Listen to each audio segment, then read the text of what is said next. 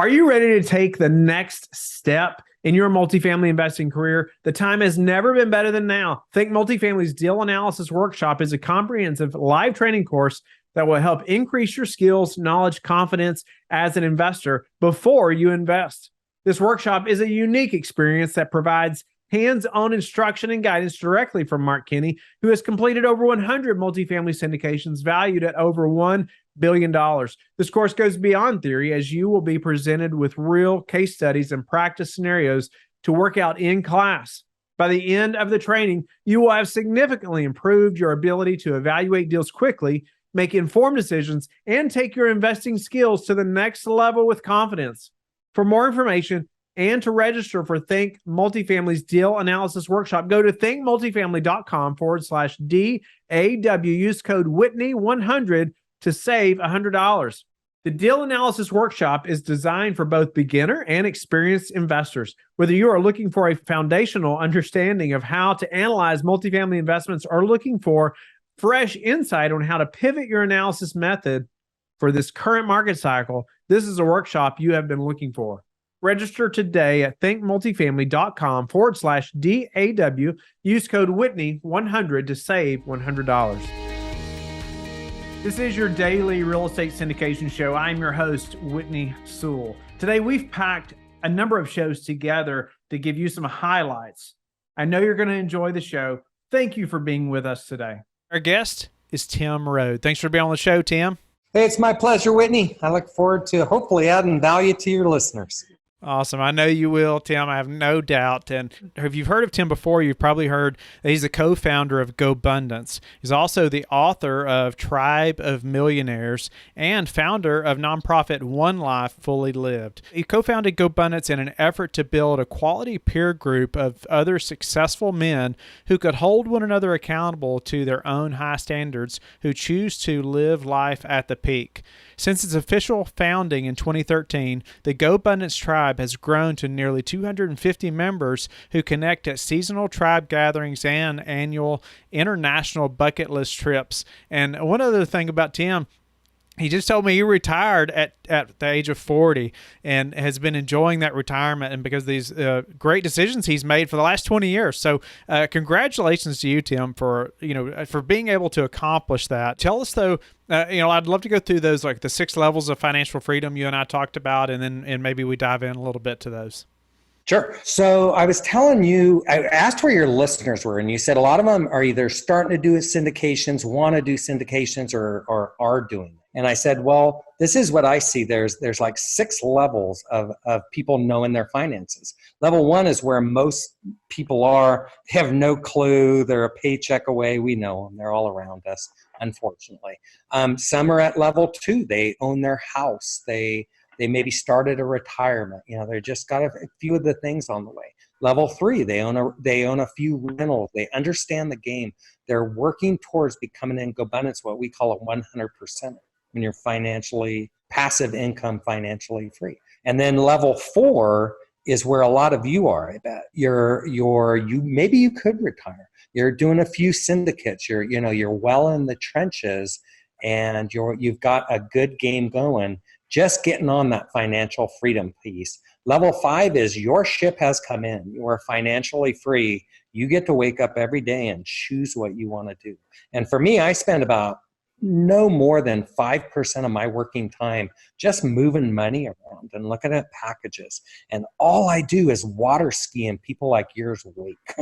I find good, talented people. I want to touch on that in a little second, Whitney. But I find good, talented people that know what they're doing and let them do all the work, and then just go out and get the goods and enjoy life, because that's what it works for me. And then level 6 is when you'd have like a blind trust, and you just put all your money into that, and you wouldn't even spend that 5 to 10 hours.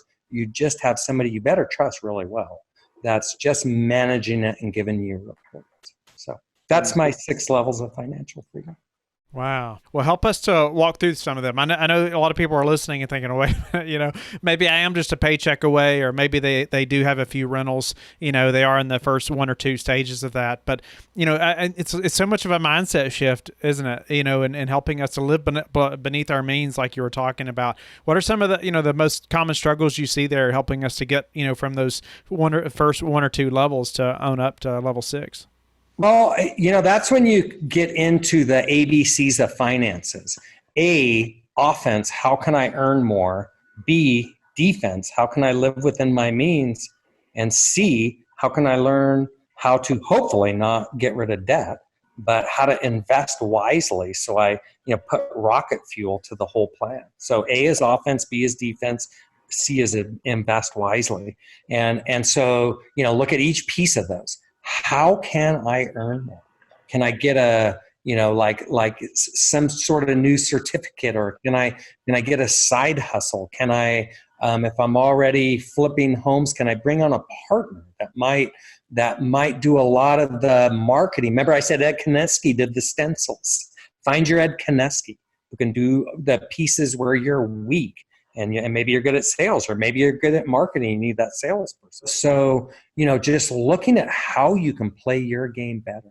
And that's what I did. I got into real estate. I started listing and selling. I'm making some money. I got that ball juggling. Ooh, let's buy some rentals. Get that ball juggling. Ooh, let's flip some homes. Ooh, let's do some exchanges. Just kept, learning more, growing. And by the way, all of this happened over, 15, 20, 25 years. It's get rich slow. When you see somebody with all the bling and Rolls Royces and jets, run! That ain't it. So it's the wealthy barber. It's the millionaire next door. And I'm not saying have a frugal scarcity mindset. I'm saying, and believe me, I believe in one life fully lived. But I'm saying don't mindlessly keep up with the Joneses buying crap you don't need. So. And that's hard to do sometimes, isn't it? I know you see, and personally, I've seen so many, get caught up in that. It's so hard, but it is the difference. And Whitney, and let me just be honest with your listeners, I've met thousands, tens of thousands of investors and realtors and people and business people, and I've met less than 1,000 who are financially free. Think about that. Mm-hmm. And everybody wants it, but few get it. So. And I will give a plug for our book right now. How do you get that? You hang around people, Tribe of Millionaires, who are already on their way and well on their way and know all these concepts and are just in an ecosystem where this is the norm.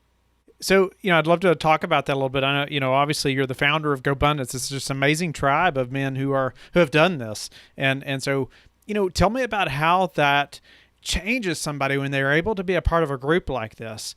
Because it's exactly what you just said, like surrounding yourself with people that are already there, that are way ahead of you. And, tell us about just how that works and how you see, that happen with people. And maybe they can't be part of GoBundance, but, we can find groups of other professionals who are way ahead of us. Totally. Yeah. And if it's not GoBundance, find your tribe. But listen to these 6 effects: the influence effect, the multiplier effect, the accountability effect, the authenticity effect, the purpose effect, and the connection effect.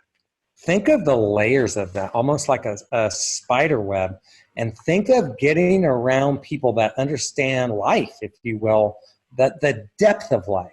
Success is making a lot of money. Fulfillment is knowing what to do with that money to build you a lifetime of wealth and building a rich, full life worthy of. So that's what we're all about. Is creating fulfilling lives, which is success with depth. Wow.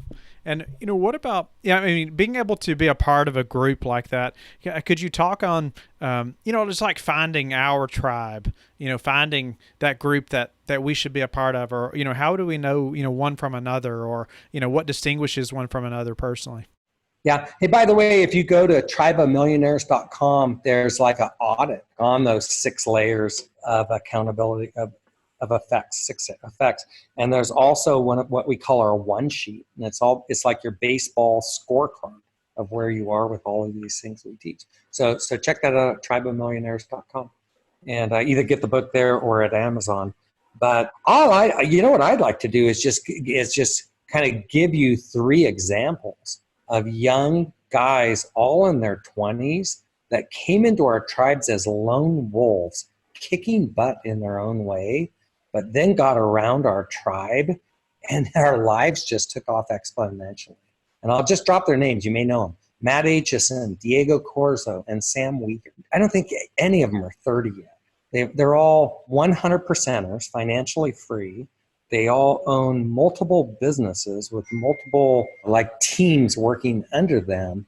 And the best thing about them is they're just the nicest freaking guys you'll ever meet. You know, their hearts and their depth and their Diego is a dreamer with a dream. His parents came here from Peru when he was a kid, and he couldn't get a driver's license, and he bought 6 houses before he could drive. This is a true story. Wow. Is this a great country or what? I mean, he came here. His parents brought him here, and he just took advantage of the opportunity.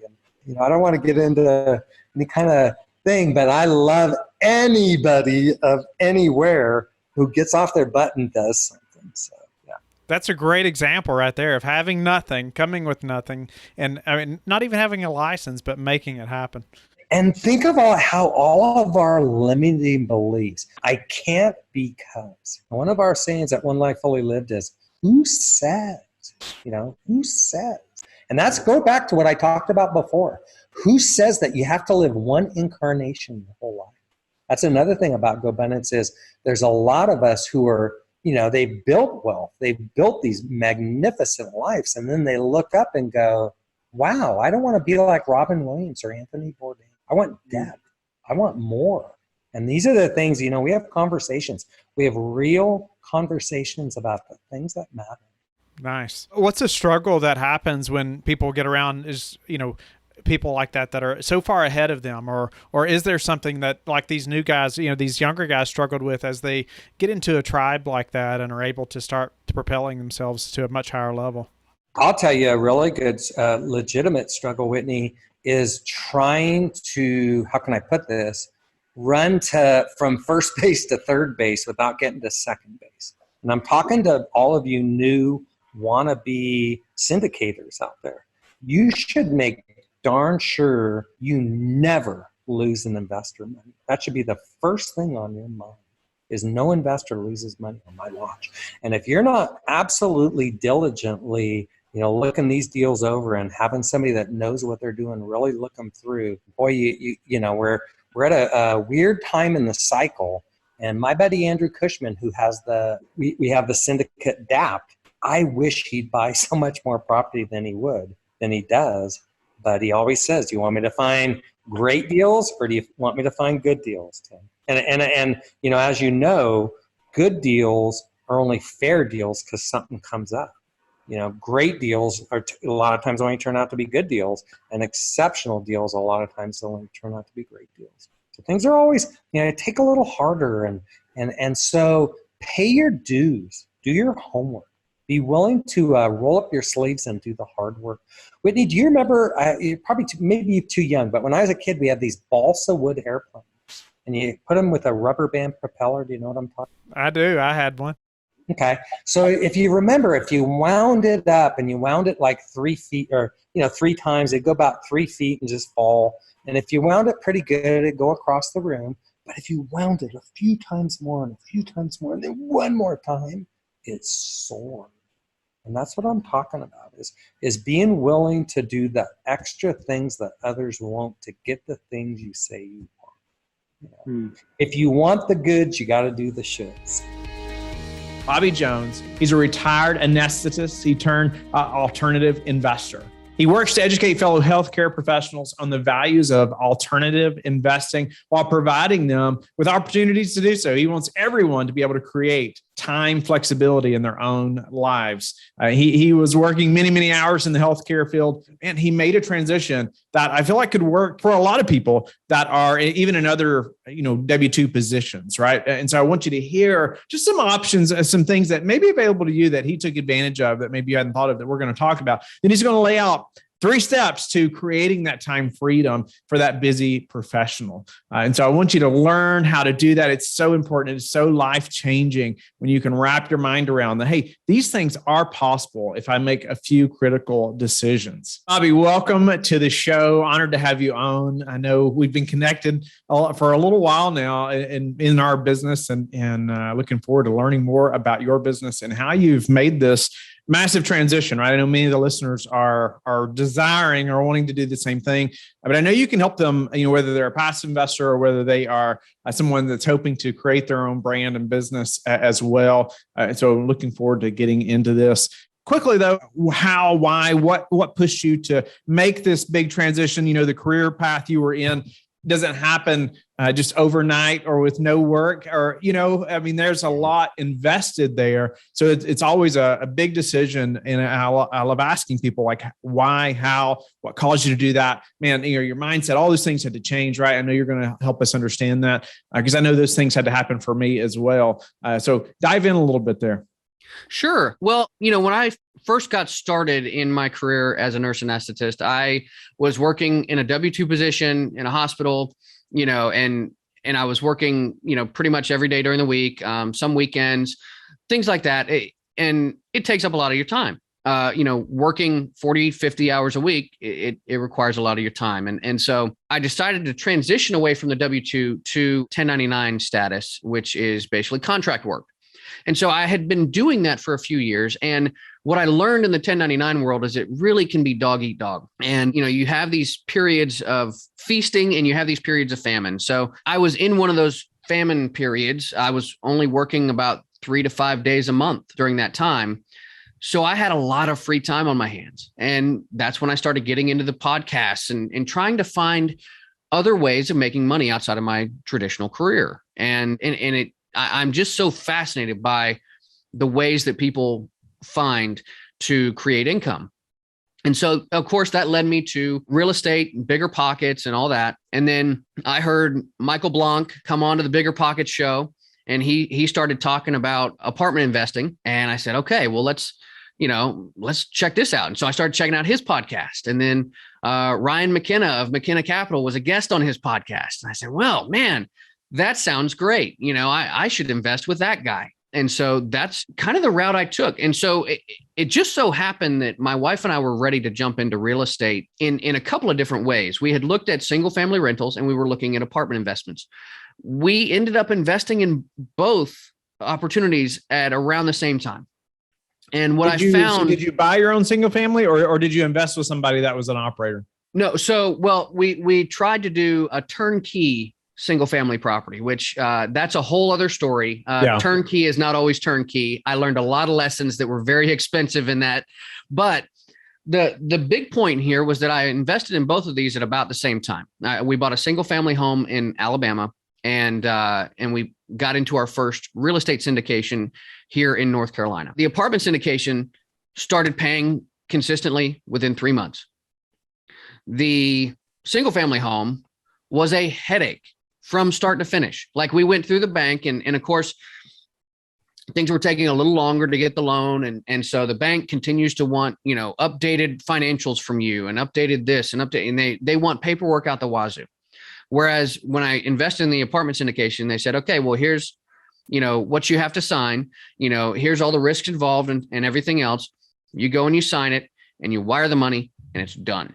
Like, there's no complication to it. It was just so simple. And then we started making money off of it, like I said, within 3 months. And so that part of it, the ease of the transaction, was what really got me hooked into apartment syndication. So, and that was something that I had never heard of anybody even talking about at work. Nobody was mentioning these things.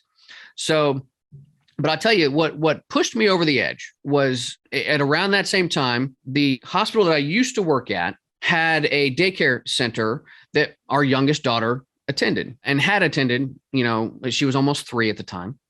And they basically came to us, said, hey, well, you and your wife haven't worked here in a few years, and this is a perk for hospital employees. So you've got 30 days that your daughter can stay here, and then you need to find somewhere else for her to be. Now, in our town, I don't know about others, but in our town, it's very difficult to find childcare within 30 days. Like you normally have to get on a waiting list and you'll get a spot in 3, 4, 5 months. So all of a sudden, I'm already only working a few days a month. So I said, well, if I can just make up that, because we were doing okay on that, if I can just make up that level of income through other means, then I can just stay home with my daughter and I can be a stay-at-home dad. I can go, I had already started that transition of going to meet up with my kids for lunches and, walking them to school and doing all those things that I really enjoy. That you dream about doing most of the time. Yeah. Or most people dream of. Yes. Exactly. And so I was already experiencing some of that time freedom as a result of having a slower work schedule. And so I didn't need to actually replace my entire CRNA salary in order to create that time freedom for myself. And so that's when my focus really turned to, I just need to replace this smaller amount of income that allows us to continue paying the bills and getting by and allows me to have my time freedom to pursue other things. And the quality of time with your kids. Mm-hmm. Right. Yeah. It's incredible. That's so valuable to me anyway. Yeah. And the more I've gotten into this, the more my mindset has really shifted, because it's something where you're expected to work from the age of 20 until the age of 60, essentially speaking. And then when you're 60, 65 years old, then you can finally retire and you're able to travel the world and do all these things. And, but a lot can happen in that time period. And, not only does, you run the risk of not being healthy. Exactly. My mother was forced into retirement at the age of 59 because she had failing kidneys, and she got a kidney transplant, but she's not able to travel and do a bunch of things yet. She's spent her retirement in her home, and that's not exactly what people imagine for their retirements. A lot of people imagine being able to travel and do all kinds of things. And that's not the reality for a lot of people that wait so long to retire. Whereas I've got 3 children. They're all in elementary and middle school. Now is the time that I want to have to be able to spend with them. I don't want to wait until I'm in my 60s and they're long gone, and then I finally have some time. I want that time now. Yeah. Bobby, tell me, now that you've made this transition, and I wanted to point out one thing there. It's interesting that and I don't know if some people think about this, and maybe I've heard this 1 or 2 other times on the show, but not very often, where it's like, I have this position where, obviously I've worked really hard to get there. I'm making very good income. I'm probably going to receive pushback from family, friends, or whoever, see me like making a big transition. Right. But what I heard you say too, is that, you went from W-2 to 1099 and that you were able to go to part-time ultimately. Mm-hmm. Right. Mm-hmm. And you were able to start winning that back a little bit, even though all of a sudden it went to 3 to 5 days per month. It's like went way down, gave you a lot more time. But there's often positions that a lot of people are in where they just haven't investigated to see if they could be part-time. Like, could I scale back a little bit so I gain a little more time where I could pursue something else? Right. So I appreciate you bringing that out, because oftentimes people haven't thought about that. But what would you say now to the medical person listening right now who is desiring the same thing, right? Man, they're listening to Bobby's story and they're thinking, you know what, this 40 to 60 hours a week at the hospital or wherever, is not what's best, right? And they're realizing that they're missing that time with their children, like you're talking about. Man, give them some guidance here, Bobby. What should they be thinking about, or maybe some mindset shifts that you see are common in that workplace, or help them to start to make this transition? Maybe they're not going to start a full-time real estate business like you're doing, or I've done, but man, they want that time freedom. How can they do that? Yeah. Well, I think what it comes down to is lifestyle design. What is it you actually want for your life? A lot of people don't want this super extravagant lifestyle, but they get used to that lifestyle creep that comes along with making a higher salary. And then they think that they can't escape from that. And that's really not true. You can escape from that lifestyle creep. You can escape from that rat race. But what I really try to teach people is it's all about options. It's starting to create these streams of income on the side that just give you the option to maybe pull back from your job if you want to.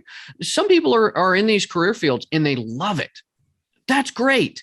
What happens if, you get some kind of an illness and now you can't work? What happens if all of a sudden you have some kind of a blindness? I have a nurse online that I know of that she was in an accident and now she can't hear, and so how do you take advantage of those, those moments, that forethought that you need to put into this and say, well, I just need to create those options for myself in case of an emergency, because a lot of people think that their job is a lot more stable than it actually is. They think their health is a lot more stable than it actually is. All I'm preaching is to start looking outside and start creating that passive income for whenever you might need it. And it can provide you options in many different ways. For instance, I had a family emergency this month. I didn't have to worry about taking PTO. I didn't have to worry about running out of a paycheck and all those kinds of things. I was able to take care of that, spend time on that the way that I wanted to and could do, that I would never have been able to do that before when I was working full time. So for me, getting started, you want to educate yourself. You want to get into things that you understand. So understanding comes with education. You got to start learning about these different things. I went through dozens of different side hustles, side gigs, and I figured out what I wanted. And it wasn't to replace one job with another. That was never the goal for me. And it's not the goal now. Even though I have my own business, it's incredibly flexible and I don't spend full-time work on it. It's something that you have to, again, go back to that lifestyle design, know yourself, know the amount of work that you're willing to put into something, for how long, because a lot of these things, they take time to actually bear fruit. I was fortunate. You mentioned, creating ways to have options. And I like that. Like, you should be thinking about that as you're, say, buying that house or that vehicle. Like, man, you're tying some handcuffs, you're putting handcuffs on yourself, right? Depending on how you do that or what you can afford. And so I appreciate you really just bringing that out. And people need to hear that, right? And they need somebody to be brutally honest about those things with them. So what are some of them steps so they can get started today? So help educate them a little bit on, man, okay, Bobby, I am making a good income. 5 years from now, I would love to have those options or more options, right? Yeah. So what are a few things that they should be doing? So there's a ton of education for free online. I have my own YouTube page where I have education about apartment investing and other alternative forms of investing. But the key is, find education that fits your learning profile and go after it. I'm a graduate of Podcast University. I love podcasts. That is where I got so much of my education in this space. So podcasts are a great way to go to start just getting your feet wet, getting in the know and starting to recognize faces, because, in real estate, as you know, Whitney, it is a small world. Everybody kind of runs into everybody at some point along the way. And so, and it's the same way in nurse anesthesia as well. It's a very small world. But what that means is that you can find a few trusted sources and find that information that you're looking for to kind of feed your education. Step 2 is, take action. Like you got to get out there and actually put your money where your mouth is. And that's something that people are just not always willing to do. Some of these investments do take a chunk of money. Okay. People get so upset about investing $50,000 in an apartment syndication, but they will put it into the stock market. No problem. They'll buy penny stocks. They'll buy whatever. They will play around with hundreds of thousands of dollars in the stock market, which carries a lot more risk, as we're seeing right now. The stock market, Zoom or Roku stock has dropped 80% from its high. Roku's a good business, but there's volatility there. You know what has never happened? My checks have never come in, never stopped coming in the mail from my apartment syndications. Doesn't matter. The pandemic didn't affect it at all. So investing in real assets and focusing on cash flow, if that's what you're looking for. If you're looking for appreciation, that's another type of investment style. But when it comes to cash flow, that's what I was looking for. I was looking to replace a certain level of cash flow in my life. And so I focused on investments that would provide me with that level of cash flow consistently. That's my advice, is like, you got to educate yourself, then you got to go take action. Yeah. Educate yourself, take action. You also said invest in real assets and focus on cash flow. Like people, when you can bring out the myth really behind investing in the stock market, right? I feel like we've all been trained that way to think that way growing up. And I hear it all the time, just in friends, whether it's at church or other places, it's like, I feel like real estate's kind of that secondary thing. Once I get this going over here, I might consider some of that, or it's too risky, right? Because the stock market's so safe. Right? It's just the stuff we've been told growing up. And the idea of diversification in the stock market is kind of a myth. I mean, if you stop to think about it, because all stocks suffer from market risk. And so just because a business is a great business doesn't mean that the market around it is not going to affect the stock price. If we're in a recession, all stock prices are generally dropping. So you may have a great stock that's just not going to advance in a recession. Whereas you can buy and hold real estate, and commercial assets are the pricing of those is based on their net operating income, period.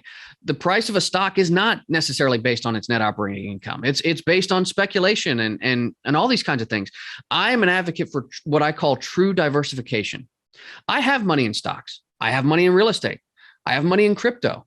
I want people to understand that there are a ton of different options.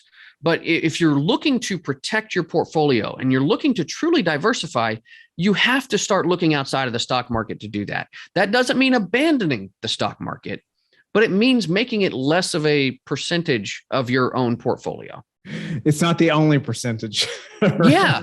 Yeah. People think they're diversified, and it's like, well, where's your money? Well, I got 90% in stocks and 10% in bonds. Okay, so you have all of your money in the stock market. But the other thing too is that if you want to accomplish these goals, you have to start investing outside of your retirement vehicles as well. You have to start thinking about that. You can invest with your retirement vehicles. There are certain tax savings for high income earners that just make sense, and you don't want to avoid those. But investing in these tax advantage assets like real estate is an amazing thing. You can get so many of the tax advantages that you get from these retirement accounts, but you're doing it on the outside, and you can actually claim real income from it, and you don't have to wait until you're 60 to touch it. And that's one of the real advantages with investing in syndications, is that it is a tax advantage asset. I don't pay taxes on the passive income that I'm creating, because I don't have to. The tax laws are written so that I don't have to pay for that. So it's not about what you make, it's about how much you get to keep. Thank you for being with us again today. I hope that you have learned a lot from the show. Don't forget to like and subscribe. I hope you're telling your friends about the Real Estate Syndication Show and how they can also build wealth in real estate. You can also go to lifebridgecapital.com and start investing today.